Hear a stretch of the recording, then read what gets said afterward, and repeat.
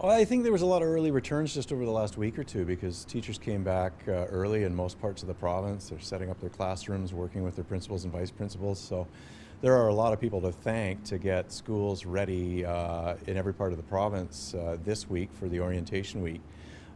Principals and vice principals who came back and sacrificed most of their summer to begin the planning, the occupational health and safety teams in each district, superintendents who are holding town halls with district parent advisory committees, all that kind of stuff that was part of a very, very busy weeks and months of planning for the start of school today. So we'll wait and see how the orientation week is used. We certainly wanted to have just staff and administrators in the buildings for the first couple days and then safely welcome kids back on Thursday and Friday of this week.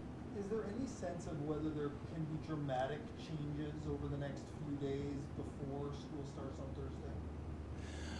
No, I think this week is really important around COVID safety. When we say schools are going to be different, they are going to be different physically and. So it's like if someone's concerned about the safety, they bring that forward. Is there any way it can be changed? Oh, absolutely. I think one of the purposes, and we have 1,600 schools in British Columbia. Each one of them has an occupational health and safety committee that's site specific. So the 2 days was really designed to make any modifications that are required, improvements, the opportunity to solicit some good ideas from classroom teachers and support staff and others who may not have been part of the weeks and months of planning thus far. So absolutely, that was the intention of the orientation week, was to give further refinements before kids are safely welcomed back. A few questions about illness. And first off, if there is a positive COVID test in a school, somebody who is in that school environment, how will the notifications work? Will there be a public notification on one test? Does it require more than one positive test, or does it just require symptoms?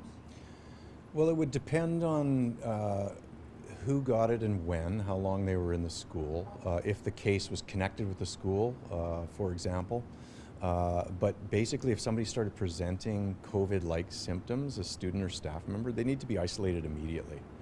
One of the barriers of protection, though, is that nobody should go to school or work anywhere in British Columbia if they have any form of symptoms, even mild symptoms. That's very strict guideline from the BC Centre for Disease Control. But if we do have a potential case present itself in school, then an individual needs to be isolated from the rest of the school community. They need to go home immediately, monitor their symptoms. If they worsen, it may involve getting a COVID test. If that's confirmed, an investigation needs to immediately happen around what that exposure might have been to other individuals. And it won't be terribly different from other workplaces or long-term care facilities. We have one of the most sophisticated Centers for Disease Control and public health offices in the world that has managed many outbreaks in many different settings in British Columbia. Schools are ready and prepared for this, working closely with their regional medical health offices.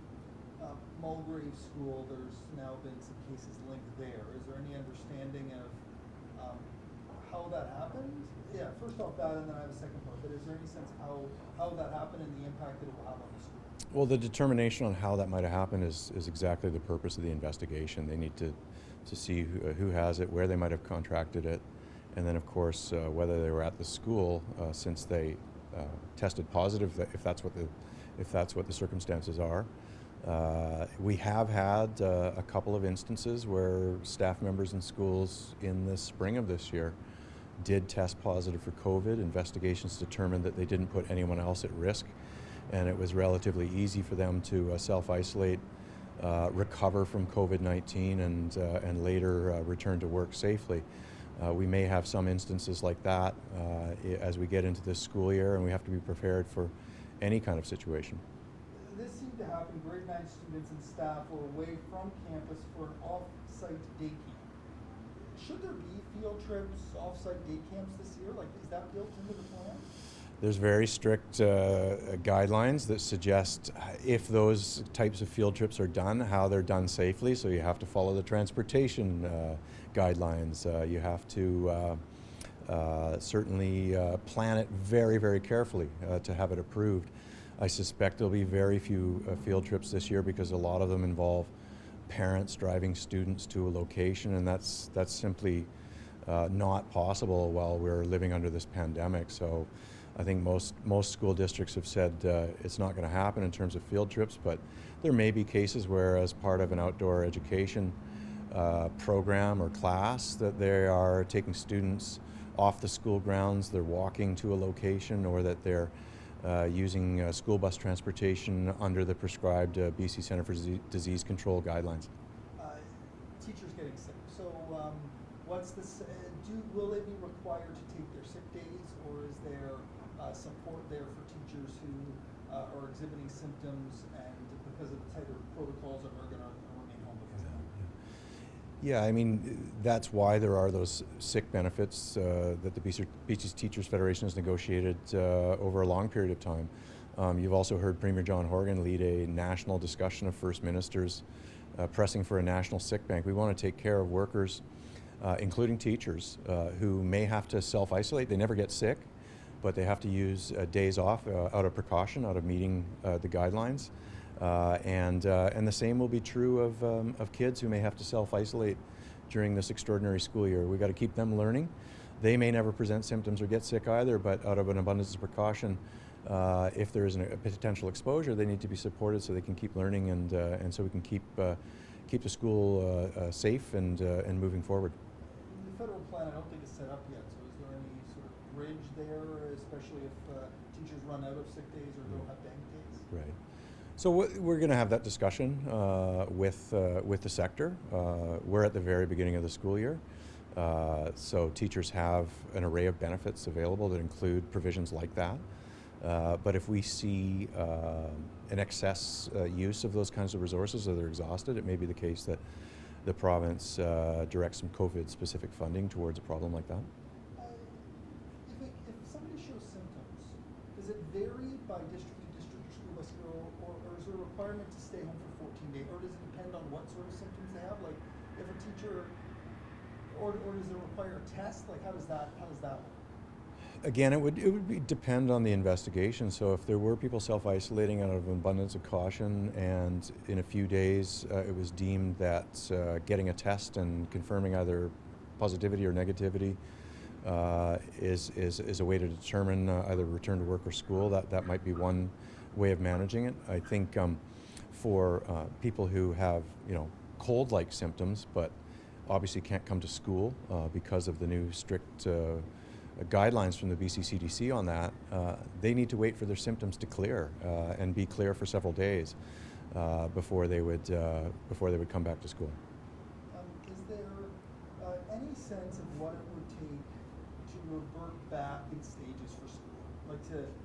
Is there any marker there in terms of cases, in terms of community spread, that would lead to us getting away from this push towards a full return to the classroom?